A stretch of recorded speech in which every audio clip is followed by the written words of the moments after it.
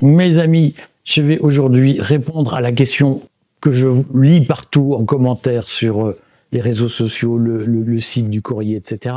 C'est « Ah oui, le protectionnisme, on voit bien que ça a des effets qu'on n'avait pas anticipés. » Bon, ils étaient parfaitement documentés, mais personne n'a voulu entendre. En tout cas, dans ceux qui défendaient le protectionnisme, personne n'a voulu entendre ce qui allait se passer, mais on le savait. Voilà. Et le Courrier l'a annoncé depuis 2 ans.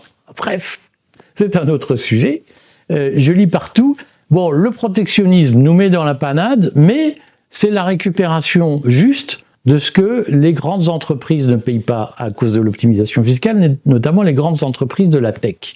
Alors je crois que cette conviction, est une déformation de ce que Charles Gave a dû dire. J'aime beaucoup Charles Gave, j'aime beaucoup Bruno Berthez, mais donc j'ai pas lu ce qu'ils ont écrit, je vais pas polémiquer sur ces sujets, simplement l'interprétation, la compréhension de ce qui vient d'être dit.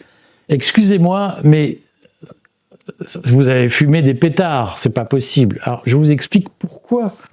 D'abord, les barrières protectionnistes ne permettent pas de récupérer ce que les entreprises technologiques n'ont pas payé, majoritairement technologiques, n'ont pas payé du fait de l'optimisation fiscale, qui est un vrai problème.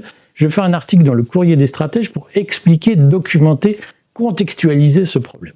Mais la barrière protectionniste ne permet pas, n'est pas faite pour récupérer ce que les entreprises n'ont pas payé au titre de l'impôt sur les sociétés. Alors pourquoi ? Parce que l'impôt sur les sociétés, c'est payé par les entreprises, sur leurs bénéfices. Les barrières protectionnistes ne sont pas payées par les entreprises, elles sont payées par les consommateurs. C'est-à-dire que c'est une sorte de TVA sur les produits étrangers. C'est ça, la barrière protectionniste, c'est une TVA sur les produits étrangers. Et comme vous le savez, la TVA, elle n'est pas payée par les entreprises. Les entreprises collectent la TVA, comme là, elles vont collecter les barrières douanières, les tarifs douaniers. Mais elles le collectent pour le compte de l'État. Mais ceux qui payent la TVA, en bout de course, même si cette TVA est collectée par les entreprises, ceux qui payent la TVA, ce sont les consommateurs finaux. Le protectionnisme n'est pas payé par les entreprises exportatrices. Elles collectent l'impôt, mais ce n'est pas elles qui le payent, ce sont les consommateurs, parce que la barrière protectionniste, elle est intégrée dans le prix de vente. C'est une fraction du prix de vente. Et ce prix de vente, il est acquitté par le consommateur. Et donc, le protectionnisme ne sert pas à protéger les peuples, il sert à faire payer un impôt aux citoyens pour faire vivre l'État. Trump ne s'en est pas caché. Il a dit, d'ailleurs, on va supprimer l'impôt sur le revenu, on va le remplacer par du protectionnisme. Il y a 150 ans, on se faisait plein de pognon comme ça. Il l'a dit, factuellement. On rappellera par ailleurs que Trump, en arrivant au pouvoir, a dénoncé, le 20 janvier, il a dit « Nous ne nous soumettrons pas à l'accord de l'OCDE pour instaurer un impôt sur les sociétés minimal ». Accord qui avait été négocié pour précisément imposer à des pays comme l'Irlande qui pratiquent du dumping fiscal.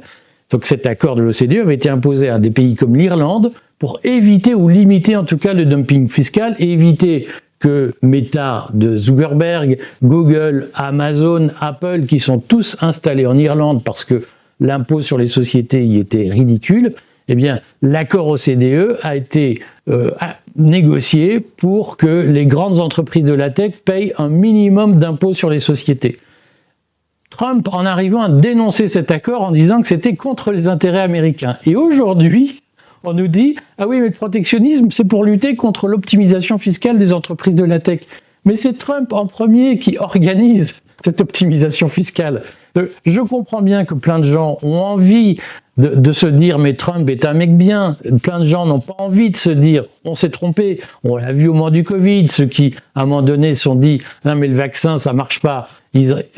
Plein de ces gens-là, aujourd'hui encore, se battent pour dire « non mais ça marchait en fait ». Voilà. Et c'est le même phénomène. Plein de gens qui ont soutenu Trump ne veulent pas admettre qu'ils se sont trompés. Mais c'est votre droit de ne pas l'admettre. Mais ne racontez pas des carabistouilles. Le protectionnisme, ça consiste à demander aux consommateurs américains de payer l'impôt que les grandes entreprises ne payent pas. Donc ce ne sont pas les grandes entreprises qui vont payer le protectionnisme, ce sont les consommateurs. Et ce que vous êtes en train de légitimer, c'est qu'on pioche dans la poche des petits pour remplacer ce que les gros ne donnent pas. Et bien, si vous trouvez ça juste, c'est votre droit. Mais enfin, ouvrez les yeux. Rendez-vous dans le Courrier des stratèges, puis regardez l'interview d'Éric Legendre sur le sujet, qui connaît très bien l'automobile et qui explique concrètement comment se passent les barrières protectionnistes dans l'industrie automobile.